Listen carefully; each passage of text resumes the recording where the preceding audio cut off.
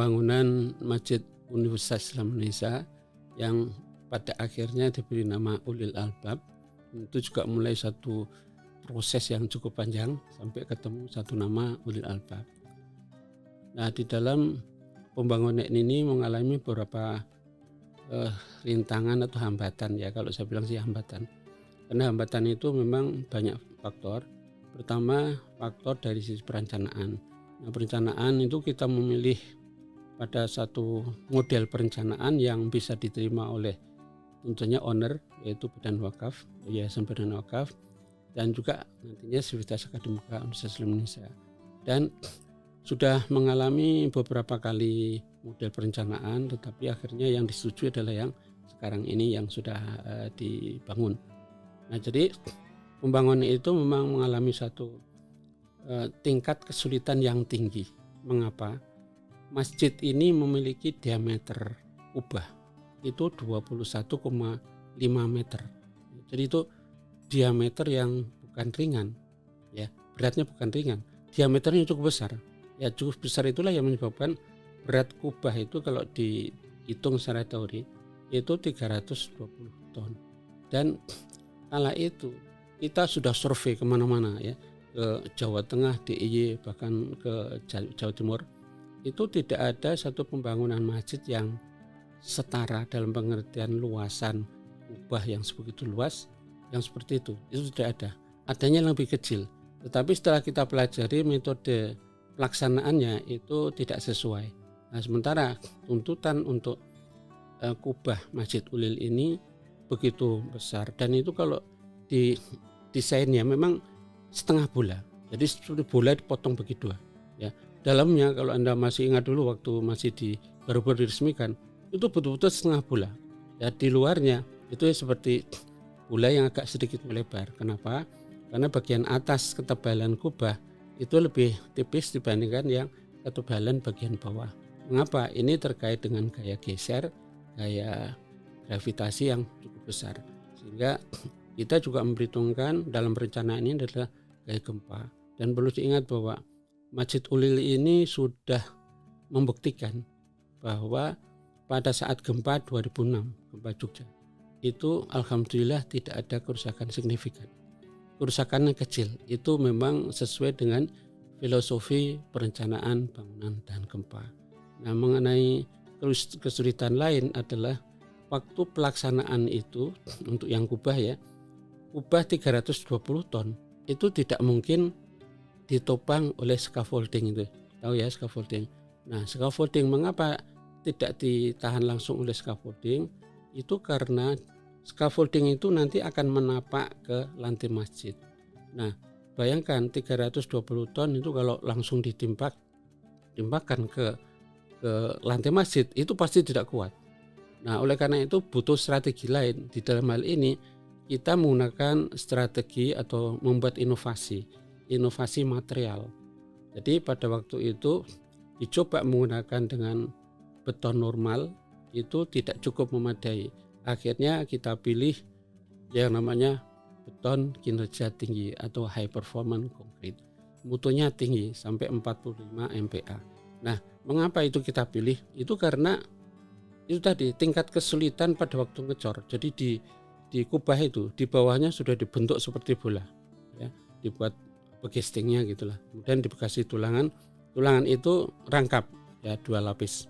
Kemudian ditutup. Nah, ditutupnya ini bagian luar itu secara seksional. Jadi potongan-potongan, ya, itu setiap 1 meter ketinggian. Kemudian dicor setiap setengah meter, dicor keliling begitu. Kemudian hari berikutnya setengah meter dan seterusnya sampai terakhir.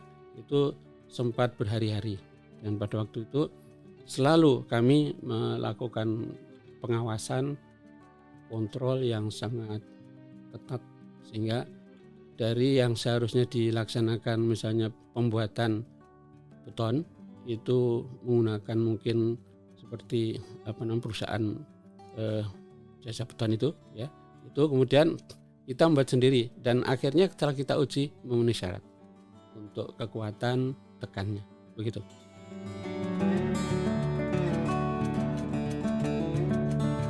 Ini kesan yang justru unik, ya. ini masjid apa mall katanya begitu ya pada waktu masjid itu jadi. Coba lihat dari belakang itu ya, dari depan gedung FK. Itu kesannya seperti mall ya kan. Ya, saya jawab, apa salahnya? Kesannya mall, tapi di situ tempat orang beribadah untuk sholat, untuk aktivitas keagamaan, saya bilang gitu. Sehingga alhamdulillah semua bisa nerima, dan itu banyak keunikan dari material yang kita inovasikan. Itu cukup banyak, antara lain tadi yang beton kinerja tinggi. Pada saat itu di proyek-proyek itu hampir nggak banyak, itu biasanya untuk penelitian. Tapi kami laksanakan penelitian langsung kita praktekkan di proyek Masjid Ulil Albab ini. Sehingga alhamdulillah saya sebagai pengelola bersama teman-teman di setiap prodiada kita libatkan, itu sudah bisa memenuhi keinginan dari Yayasan Bani Wakaf. Sampai akhirnya sekarang ini menjadi ikonnya UII. Jadi konsepnya itu kan dulu ada namanya master plan ya. Master plan itu jadi ketika orang masuk ke Boulevard itu diterima langsung welcome to Islamic University of Indonesia. Itu masjid itu yang akan menerima pertama. Kemudian samping kiri itu nanti untuk gedung rektorat, sebelah kanan itu memang untuk perpustakaan, dan sekarang sudah tinggal melanjutkan master plan yang dulu sudah ada, mungkin sudah inovasi lagi ya, kebutuhan ya, mungkin karena kapasitas dan sebagainya, seiring dengan penambahan luasan lahan yang ada di kampus terpadu UI. Terima kasih, karena kami merasa bersyukur lah, alhamdulillah ternyata dosen itu juga bisa berpikir dan bisa dimaksimalkan ya, dimaksimalkan untuk bisa melaksanakan tugas-tugas yang memang masih ada kaitan dengan tugas pokok, tetapi ini lebih pada praktek di lapangan. Terima kasih.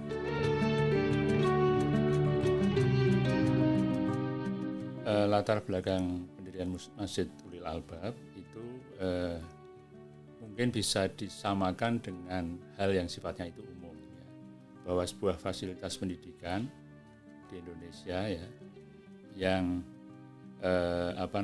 mayoritas penduduknya itu Muslim, itu tentu harus memiliki fasilitas untuk melakukan ibadah ya, sholat ya, secara berjamaah dan sebagainya. Nah, apalagi UII gitu ya, Universitas Islam Indonesia. Nah, memiliki fasilitas ibadah adalah kewajiban di situ ya. Dan Masjid Ulil Albab itu adalah representasi dari respon terhadap itu. Nah, selain itu juga Masjid Ulil Albab itu didirikan untuk supaya menjadi tempat syiar Islam begitu ya. UII sebagai kalau kita lihat di catur dharma itu ya, yang keempat ini kan dharma yang keempat ini kan dakwah ya. Jadi ini sebetulnya adalah bagian dari realisasi dari misi UII gitu. Ya, realisasi dari dharma yang keempat.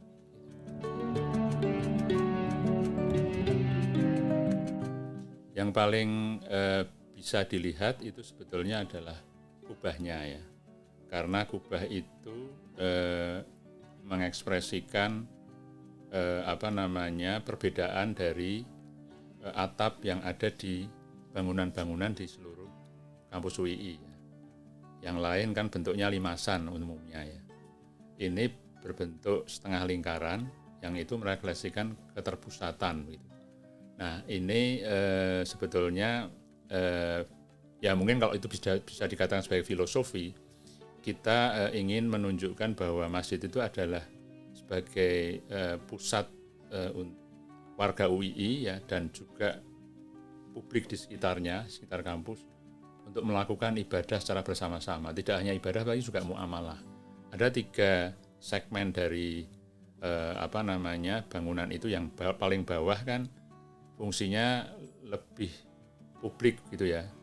Jadi kahar muzakir gitu, auditorium, yang itu mewadahi kegiatan segala macam, wisuda, seminar ya, bahkan pernikahan begitu ya. Yang tengah ini spesifik ditunjukkan untuk mewadahi kegiatan sholat, dan yang atas ini kegiatan administrasi. Tapi itu adalah satu kesatuan ya, yang menggambarkan sinergi antara ibadah dengan muamalah itu. Itu mungkin yang paling pas jawabannya.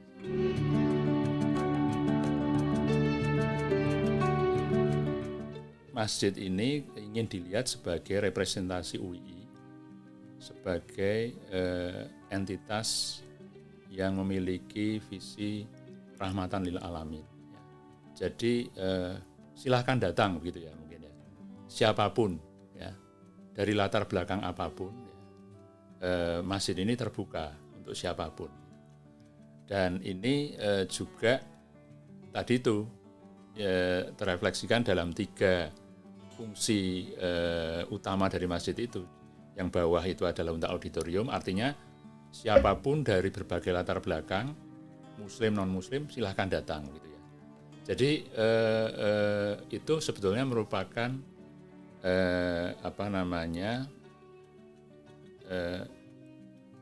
pemikiran kami supaya masjid itu, kalau itu masjid itu bisa ngomong ya, bahwa kami ini mengundang siapapun ya, mengundang siapapun dari latar belakang apapun untuk datang ke sini gitu. Jadi masjid ini terbuka dan ini merupakan ekspresi dari atau representasi dari visi UII sebagai universitas yang rahmatan lil alamin.